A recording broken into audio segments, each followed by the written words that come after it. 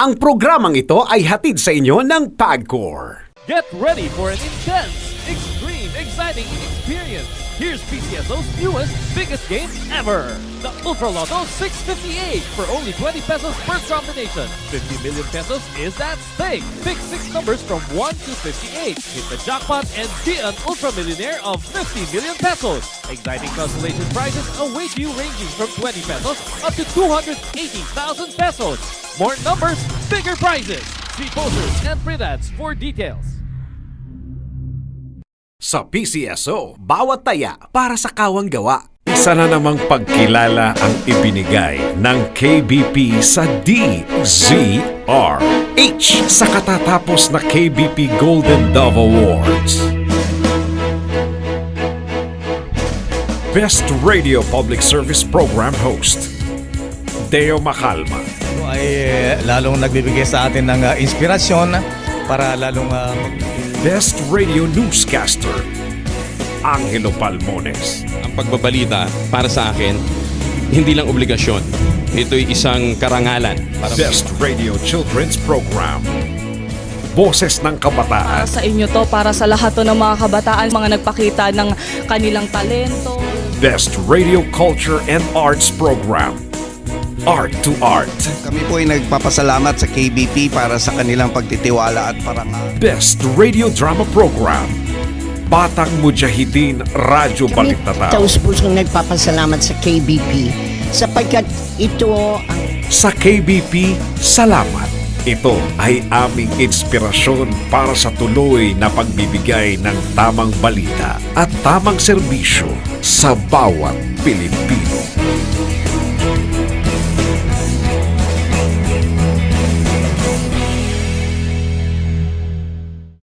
Calling all fundraising organizations. Be a partner of PCSO to its newest project, PCSO Partner Tayo. Interested parties may visit the PCSO Product and Standard Development Department, 3rd floor, Conservatory Building, Shaw Boulevard, Mandaluyong City. You may also visit any of our branches in your vicinity or province or email us at pcso_marketing@yahoo.com. Partner tayo sa pagtulong sa Pilipino. Nakakatulong ka na, umaasenso ka pa. Ang programang ito ay hatid sa inyo ng PCSO.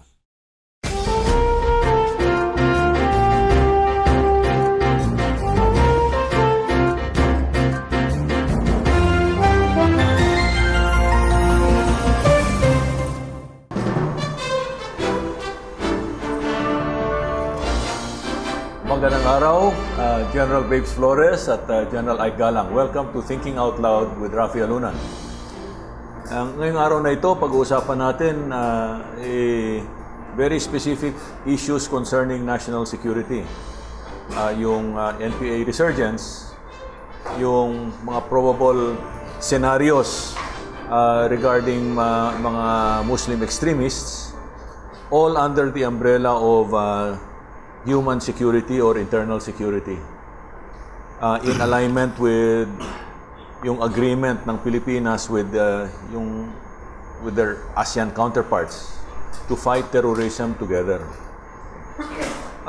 But una-una, para sa ating mga viewers at saka yung mga nakikinig sa radyo, siguro mas mabuti kung pag-usapan muna natin yung political spectrum in relation to the threat environment, no? Ano bang nakikita ninyo as far as the different threats to the state and to the people? General Flores. Sa pangmadali ang future, meaning in the near future, of course yung threat ng ISIS and medyo nakunan natin yan. We were able to suppress it with their defeat sa Marawi City. And naubos virtually yung mga pwersa ng Maute and ASG na bumuo noong mga nag-occupy ng Marawi City.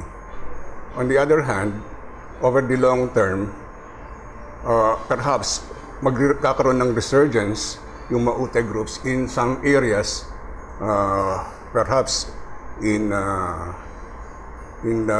city next to Marawi, which is Iligan, or perhaps some others think also of Cotabato City as a probable area. So, yung reaction ng Maute to, or at least in our national security situation, yung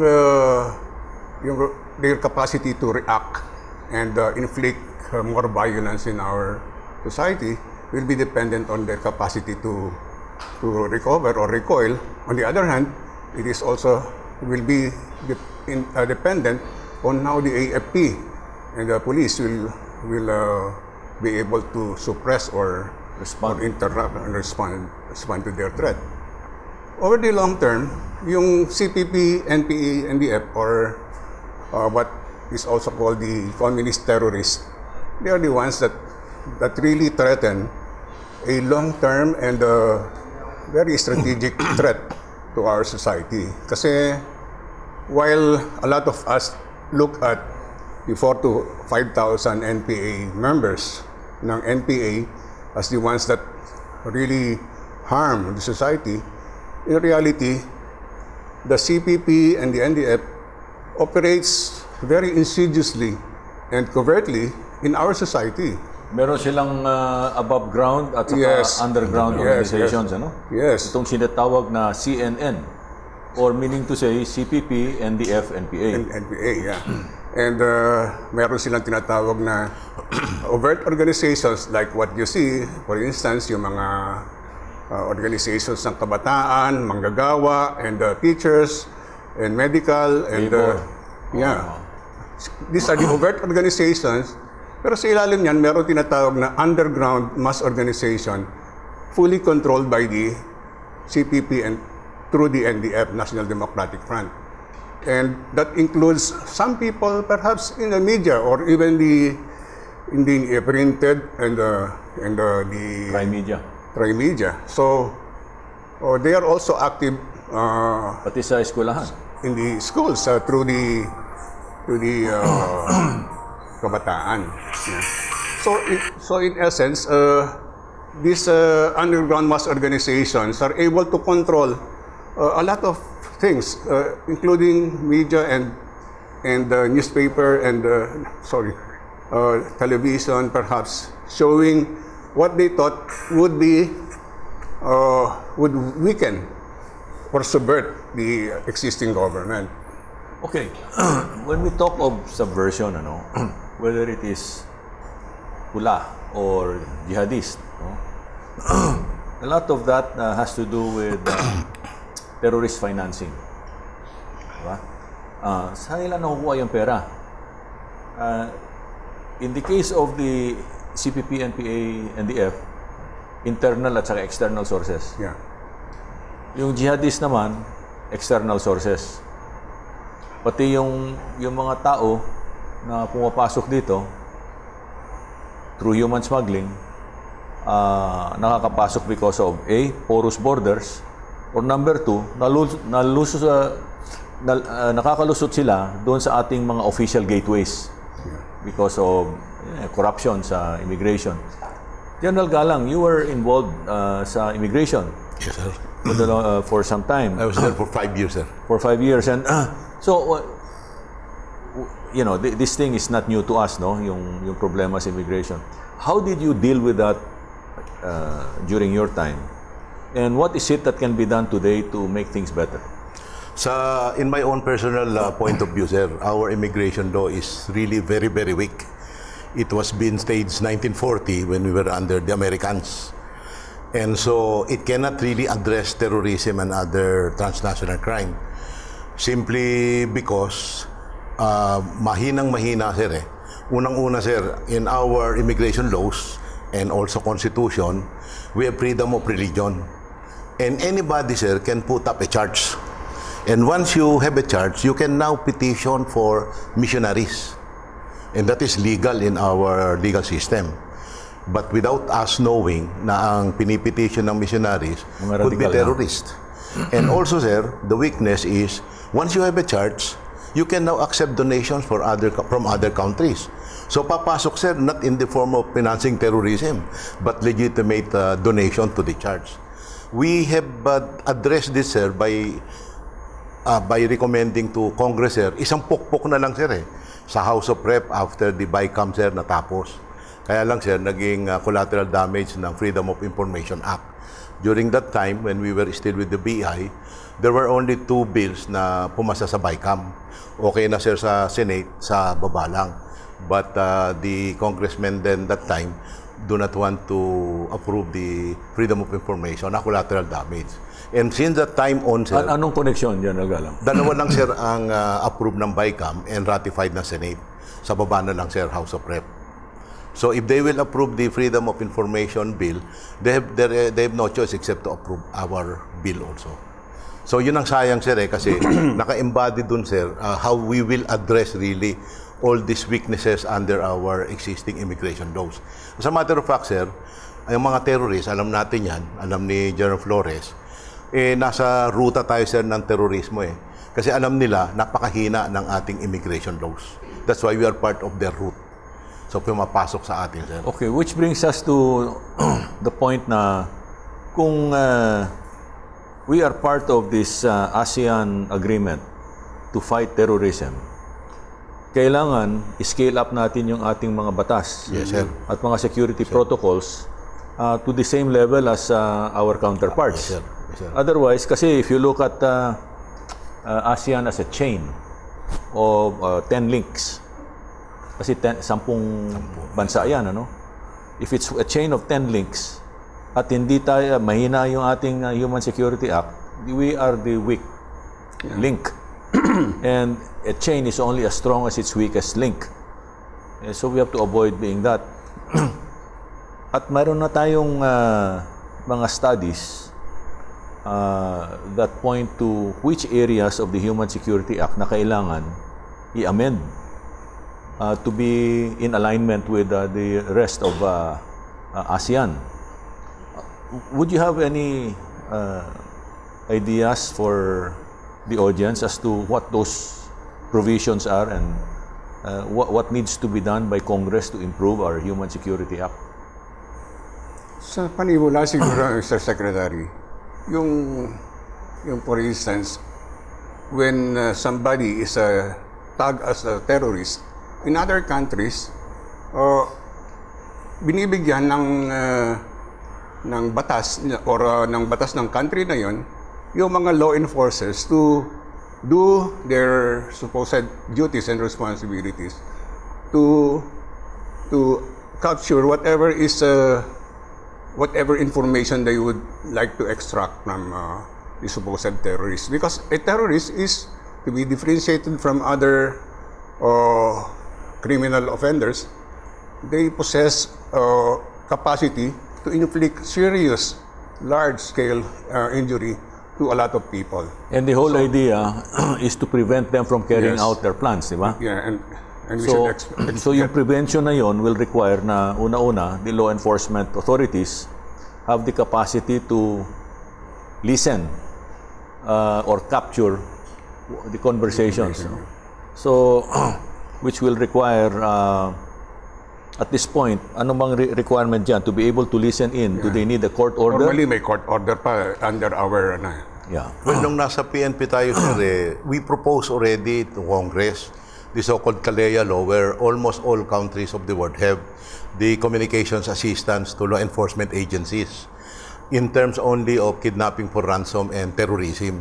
In other words, the law enforcement agencies could already wiretap and to be assisted by the communications providers. But hindi siya nakakapasa sa Kongreso. And most countries in the world now, sir, including some ASEAN countries, have already that kind of a law. In our case, sir, under the old revised penal code, we still have to get the approval of the court, before we can wiretap any suspected terrorists or kidnappers for ransom.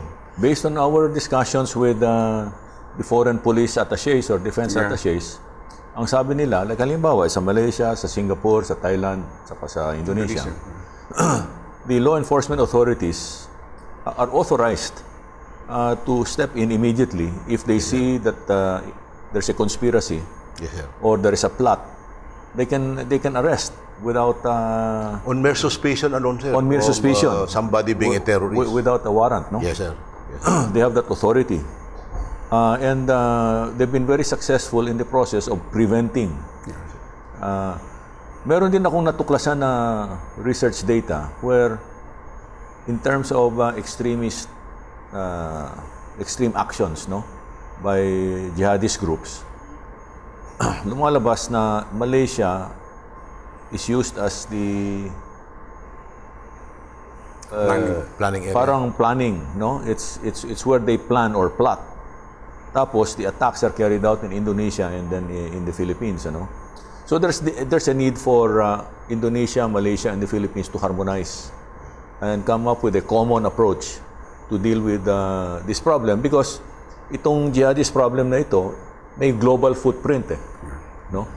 The influence is coming from abroad at tayong tina-target, Malaysia, Philippines, at saka Indonesia. So number one is we have to improve our the provision with respect to wiretapping. Okay. Siguro the other is we should adopt that rule that the authorities have the authority to detain a suspect even without a warrant of arrest. What is it like in other countries? If they detain, how long can they detain? Iba-iba, Mr. Secretary. There are countries na indefinite. Yeah. Oh, but for instance, I think Thailand and Malaysia have similar number of days. I think 30 to 60 days. 60 days. As long as the subject is referred to the Council of, they call it Council of Advisors regarding terrorism. So it is the Council for Advisors that are the ones that determine up to how long a certain suspected terrorist can be held. But the other thing has to do with the Bank Secrecy Act, di ba? The MLC. Because if there's money being funneled through the banking system, the authorities need to have the authority to look into it without going through the Yes, sir. process of asking the court. How is it in other countries? Is Sir, it the same? if I may, sir, Yeah. when we had a meeting with the senior justice officials, when I was still with the Bureau of Immigration through our NICA, Yeah. yung ICE ng United States government or the Immigration and Customs Enforcement, in their IDs alone on ICE agents, they can arrest anybody on mere suspicion of being terrorist anywhere in the world. Of course, subject to coordination with the concerned host government. Yes. And during the time that we were in immigration, there were so many American citizens arrested only through the ICE by simply requiring their embassies to cancel their passport and they become undocumented. Okay. For those who just tuned in now, ICE represents Immigration Customs Enforcement. Yes, sir. Okay. But in our case, sir, under our Philippine passport law, we can only cancel the passport of a Filipino citizen abroad if he has a pending warrant of arrest in the Philippines. But if he is in the Philippines, no matter how notorious he is, no matter how many cases he has, we still have to go to the court to cancel the passport. Yeah, we have to go through So Philippine again, law. the Philippine passport law, sir, must be reviewed. Okay, which basically boils down to one thing. Ang summary dito is, our laws, if we want to be effective in fighting terrorism or transnational crime, kasi halo-halo naman yan eh, we have to step up, we have to scale up and be aligned with the rest of the world. Especially those who are very effective in suppressing and defeating transnational crime and terrorism. Okay, that said, let's switch to the first point that you talked about, which is the NPA, no? Since last year, nakita na natin yung resurgence of NPA offensives in Mindanao, Visayas, and Luzon. In fact, it was still during the peace talks, during the time of the ceasefire, that the NPAs were stepping up their attacks, which led President Duterte to terminate the ceasefire and then later on terminate the peace talks. And now we see that parang all out na yung NPA. Parang araw-araw may reports, ano? And then on the other hand, meron tayong problema with the extremists like ISIS. Urban ang binabanatan, ang NPA naman sa countryside. Anong nakikita ninyo rito? May tactical alliance ba itong jihadista at saka komunista? Ano bang parang they're working in tandem eh? Obviously, lahat ng activities ng NPA is a projection of the political objective of the Communist Party of the Philippines, National Democratic Front. Since the NPA is a mere, according to their definition or political definition, the activities of the NPA is supposed to be a projection of the political objectives of the Communist Party and the National Democratic Front. So, yung activities nila na being elevated from Visayas and Luzon, it is in reaction, of course, parang kalaban nila yung policy ni President Duterte. On the other hand, since malakas nga sila sa sa countryside areas, perhaps while not necessarily suggesting a formal arrangement with the jihadists or the terrorists,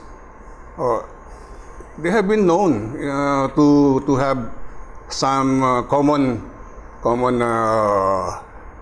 front if they would like to pursue a certain common objective, and the party allows that. In other words, there are times when they are open to a tactical alliance. Yes, tactical alliances. If their interests converge. Yes, converge. But in terms of a permanent alliance, hindi pa natin nakikita yan. Maybe not yet identified, yeah. Then yung personal experience namin, sir, in the AFP and PNP, sad to say, sir, even up to now, ang pananaw, sir, ng maraming civilian agencies of government, yung NPA is the job of the AFP-PNP to address, at sila wala. But if we will consider the organization, sir, of the CPP, NP, NDF, the CPP should be addressed by our national government. The NPA would be addressed by the AFP-PNP, and the NDF should be addressed by the other agencies of government, particularly the local government units. But even in all our peace and order council meetings, hindi, sir, ganun ang pananaw eh. Responsibilidad, trabaho ng AFP-PNP to address NPA, to address CPP, and to address NDF. How can we ever win, sir, if that is the thinking of so many? That's correct. You're absolutely correct. Because the insurgency requires a whole of nation approach. Yes. And if we're talking whole of nation, hindi lang whole of society, pero whole of government. Whole of government. We're going to pursue that point after the break. That's a very, very good point, Ike. Thank you.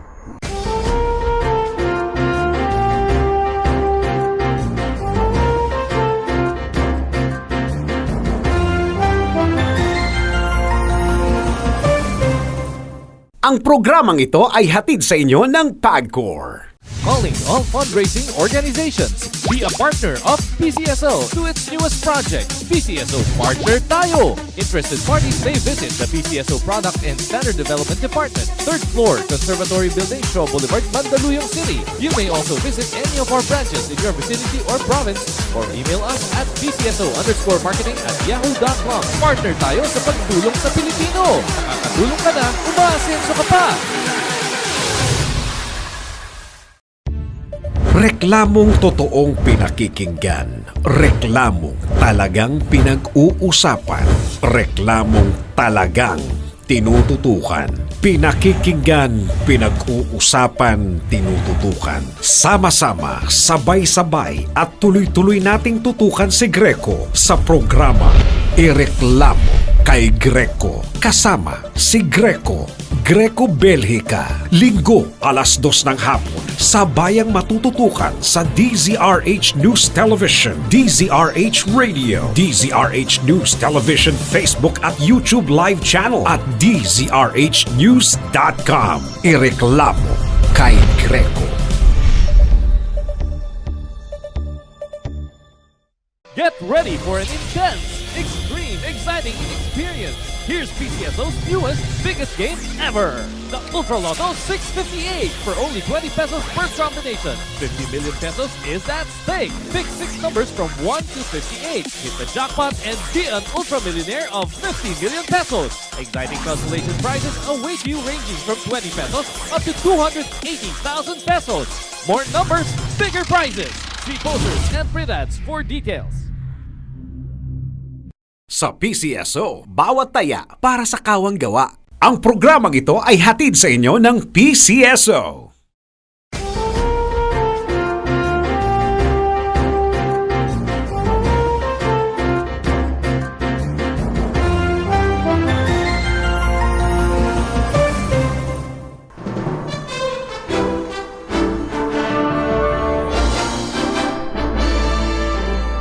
Okay, you made a very good point. Please continue. Well, sa experience nga natin, sir, and I know it is your experience also, when you were the chair of the National Peace and Order Council, ang pananaw talaga, sir, ng mga ibang civilian government agencies, responsibilidad lang at trabaho ng APP&P to address the CPP, the NPA, and the NDF. In other countries, sir, meron silang National Security Law or Act that mandates every agencies of government to contribute to addressing any security threat. In our case, sir, wala tayo doon kaya walang framework. So hindi mo rin masisi, sir, yung mga civilian na officials, sir, ng ibang agencies of government. When we were talking about the Communist Party of the Philippines, ang tanong dyan sino yung counterpart nila na partido? No?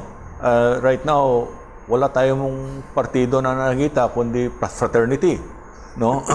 Of course, now the PDP Laban has the opportunity to really reconstruct the political environment, particularly the party system, and transform itself into a real party. No? Kaya lang, most of their members, nakita naman natin, galing sa dating parties that were in power before. No? Yung KBL na naging LDP. Yung LDP ay naging lakas tao. Tapos yung lakas naging una naging KMP, no? Or Kampi. Tapos Liberal Party, ngayon PDP Laban. So the constant there are the politicians that represent the status quo. Palipat-lipat sila ng grupo. Whoever is in power, doon sila lilipat. In the meantime, ang Communist Party continues to build its ranks, retain its character and essence as a party, no? At matindi yung labanan diyan. How you're from the Harvard Kennedy School of Government, babes. How would you transform the political environment given that weakness? We have the problem with the country is we do not have political parties, really, ideologized or principled political parties. Most of our political parties are composed of personalities that represent some particular interest, for instance, and perhaps some ideology, but the party embracing the ideology as a whole, that's very difficult to find, and that's only in the Communist Party of the Philippines. So unfortunately, we are in a situation whereby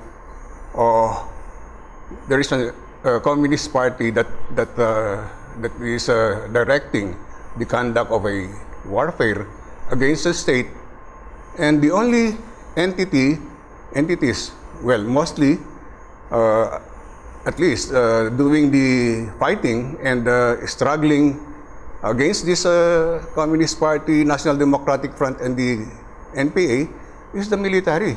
Unfortunately, the military is not equipped politically to discuss political things with the issues and concerns that are being brought out by the Communist Party. And although we have so many political parties in Congress and in Senate, we only hear a whimper when they react to perhaps a challenge by the Communist Party as far as the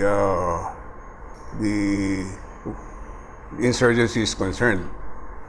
So we should be able to, as a country, we should be able to develop a system whereby the people in this early stage will be able to grasp how it is to love the country, perhaps as young as being Boy Scouts or Girl Scouts, and then when they become when they step into college, the ROTC, this is the areas, or at least this is the exposure whereby the children develop patriotism, the love for country, and so they can be choosing a party that espouses some ideological orientations, as long as they were already imbued with the patriotic fervor is supposed to be. Babes, we are talking here of yung sinasabi natin sa national security community, a whole of nation approach to deal with this setong problemang ito na tumagal for the past 50 years. Hukbalahap dati, tapos naging NPA. Formally 65. In 1969, naging NPA yan. And we've been facing the CPP, NDF, and the NPA since 1969 to the present. So, more than 50 years na yan. When we talk of whole of nation, ibig sabihin, whole of society and whole of government, sama-sama. Doon sa whole of government, kasama national government, local government, legislature, pati Supreme Court. Tapos dapat buo yan. Buo yung paningin. Malayo ang tinitingnan. Alam nila yung strategiya.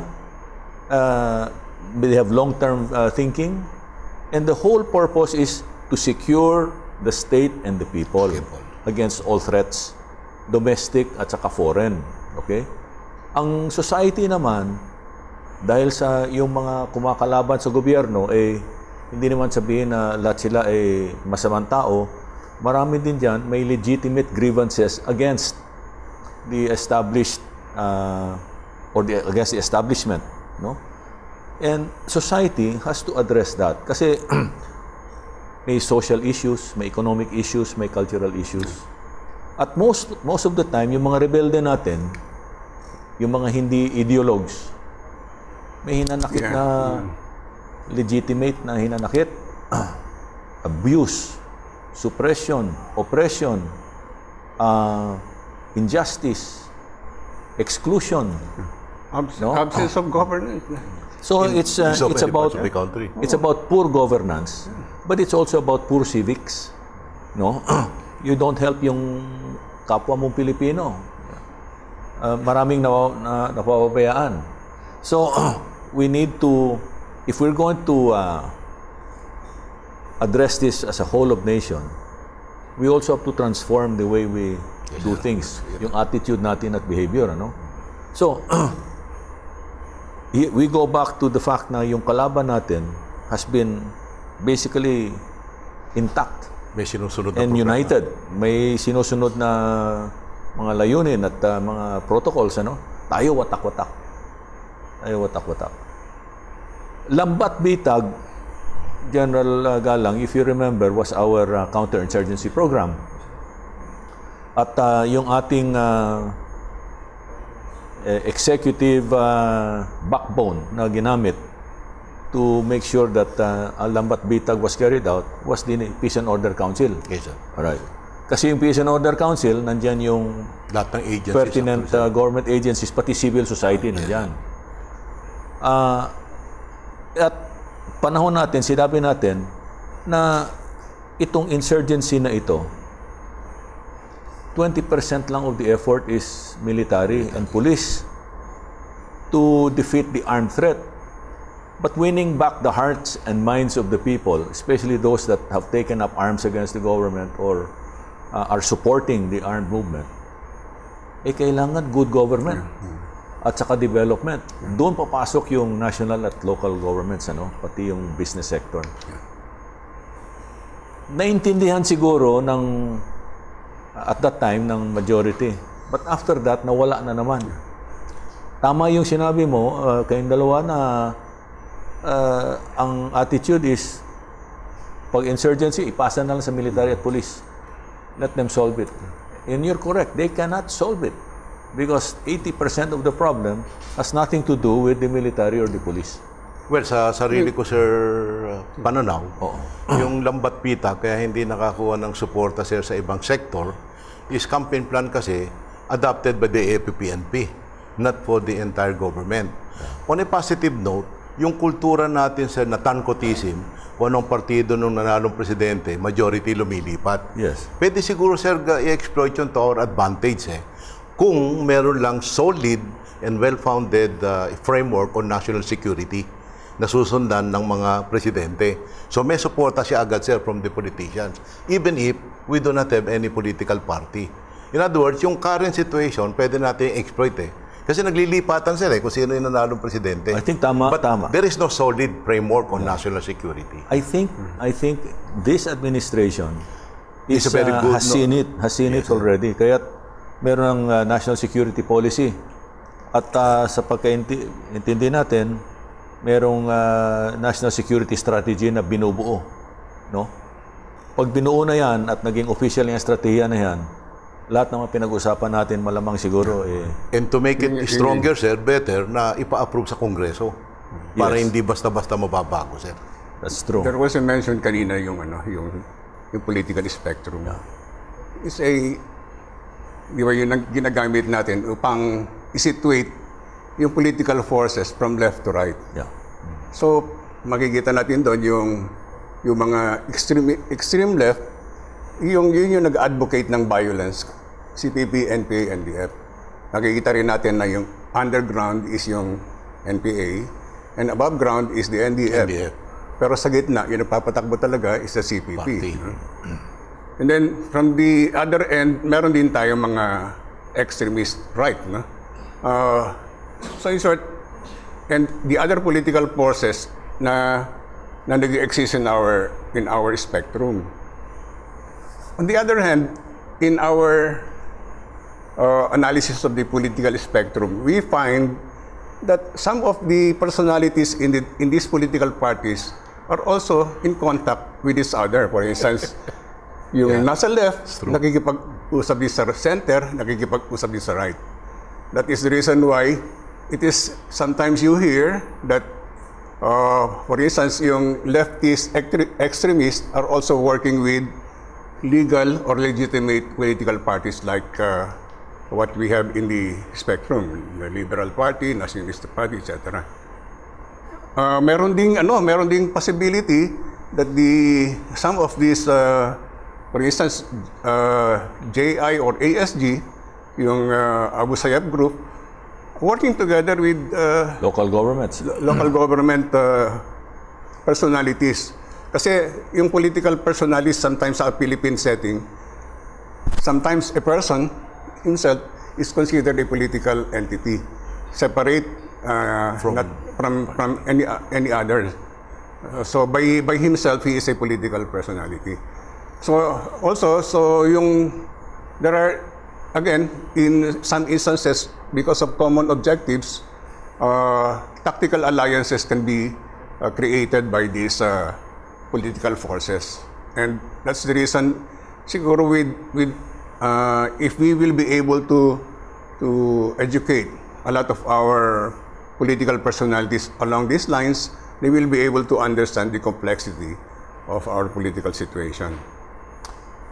Years ago, nung matindi pa yung labanan with the NPA, I think this was the time of President Marcos hanggang kay President Cory. Matindi yung paggamit ng mga Sparrow units ng NPA. What were the countermeasures at that time? And what is it like today? Are they still using the same tactics today? Kasi pataas na naman yung Sparrow unit activities. And what new countermeasures can be considered today to defeat the threat? As a practice kasi yung urban operations ng CPP is only a special operations of the NPA or the National Military Commission because that is not consistent with their Mao Zedong version of Marxism-Leninism. On the other hand, meron ding yung wing na identify yung especially yung Alexander Bongkayaw Brigade. I think they were the ones who fostered the implementation of urban guerrilla warfare. And so merong kasing development sometime years ago na nag-split sa CPP. I think this is the Lagman group. It's the Lagman group that broke away. Lagman group, and also sinakwan yung grupo nila, yung pinatay nila si Mr. Quintanar and the rest, because they thought that urban insurrection will be a better approach than the countryside approach sila Mao Zedong and Joma Sison. So yun, nagkaroon sila ng conflict, and I do not know if this is still being followed, or at least, of course, we see the remnants of this group, the rejectionist group, still in the political spectrum. They are still very active, but whether the CPP has allied with them in relation to the urban warfare, then we have not yet established that. You mentioned split. Yeah.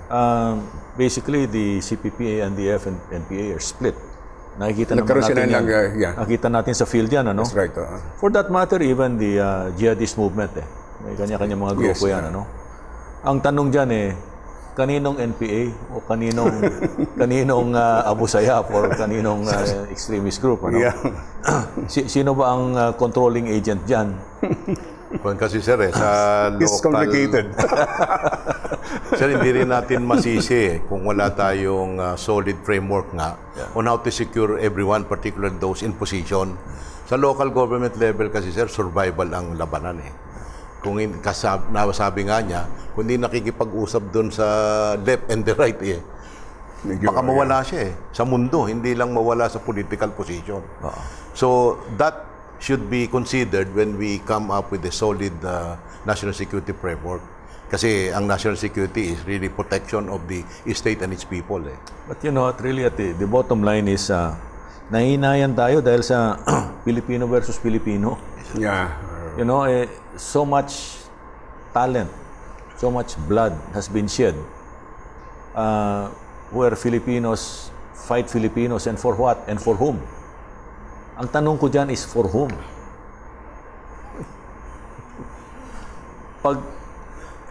You know, one day, I'd love to see those who are fighting against each other work together to address the common problem they face. And that common problem is the one that has made them fight each other for so long. We've seen that already. I mean, for instance, my former classmates in the university and adversaries, even in the insurrection in Labanan sa field. Some of them are now my personal friends, despite the fact that we fought in different sides. So that's really welcome. A peaceful resolution of conflict is most welcome, because we know that the other side also have their own talents and personalities that can really help achieve a lot for this country. What I would like to do, let's say we have the opportunity to do it. We gather all of representatives of each of the warring factions, AFP, PNP, jihadists, and even the X, no? And ask the first question is the most important. Who is benefiting from our fighting, from our fighting each other? Definitely, sir, meron Who is benefiting from all that? On a global perspective, sir, I would like to think that really somebody is benefiting from it because we will always be dependent on somebody outside of the country. So there is a need for them to maintain a level of conflict within our country, because within that level, we cannot really develop and we will always be dependent. And whoever it is out there that is manipulating it meron ding galamay dito. Of course, Yeah. sir. Of Okay. course, sir. Of So course. sino yung mga yon that are benefiting at our expense where Filipinos fight Filipinos? That's a very, to me, that's an intriguing question that needs to be asked and processed in different forums. Baka in the next forum, we'll invite you again, plus members of, mga ex-members of, the enemies of the state to process That's this a good publicly. idea, sir. Yeah. Perhaps kahit na low profile, we don't have to identify or show their faces because a lot of them perhaps are not very keen on exposing themselves. No? But they are known to have embraced the option against the others. We've been discussing for the past hour very important issues regarding security. The trouble is we're limited. We have time constraints, and I'd like to thank you for sharing your thoughts about our internal security situation and some possible solutions to our problems. Maraming salamat, General Flores. Thank you very much, sir. Maraming salamat, General Opportunity. Galang. Yeah.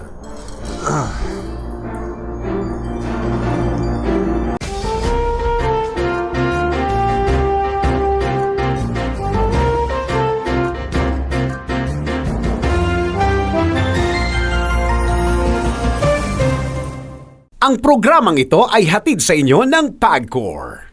Calling all fundraising organizations. Be a partner of PCSO to its newest project, PCSO Partner Tayo. Interested parties may visit the PCSO Product and Standard Development Department, 3rd floor, Conservatory Building, Shaw Boulevard, Mandaluyong City. You may also visit any of our branches in your vicinity or province or email us at pcso_marketing@yahoo.com. Partner tayo sa pagtulong sa Pilipino. Nakakatulong ka na, umaasenso ka pa. Feeling mo ba out ka sa mga kwentuhan? Feeling mo ba left out ka sa topic? Baka di mo alam ang trending. Baka di mo pa napanood ang viral. Tuwing Sabado, 6 p.m., di ka ma-OP sa kwentuhan sa social media. Pagsasamahin ko ang mga video na viral, video na trending. Kasama niyo ako, Victor De Guzman. Ulit, Sabado, magkita-kita tayo, 6 p.m. Live sa TV, DZRH News Television at live sa social media, Facebook at YouTube sa DZRH News Television. TNVS Trending and Viral Show. Sabado, 6 p.m. sa DZRH News Television. Get ready for an intense, extreme, exciting experience. Here's PCSO's newest, biggest game ever. The Ultra Lotto 658 for only 20 pesos per combination. 50 million pesos is at stake. Pick 6 numbers from 1 to 58. Hit the jackpot and be an ultra millionaire of 50 million pesos. Exciting consolation prizes await you ranging from 20 pesos up to 280,000 pesos. More numbers, bigger prizes. See posters and print ads for details. Sa PCSO, bawat taya para sa kawang gawa. Ang programang ito ay hatid sa inyo ng PCSO.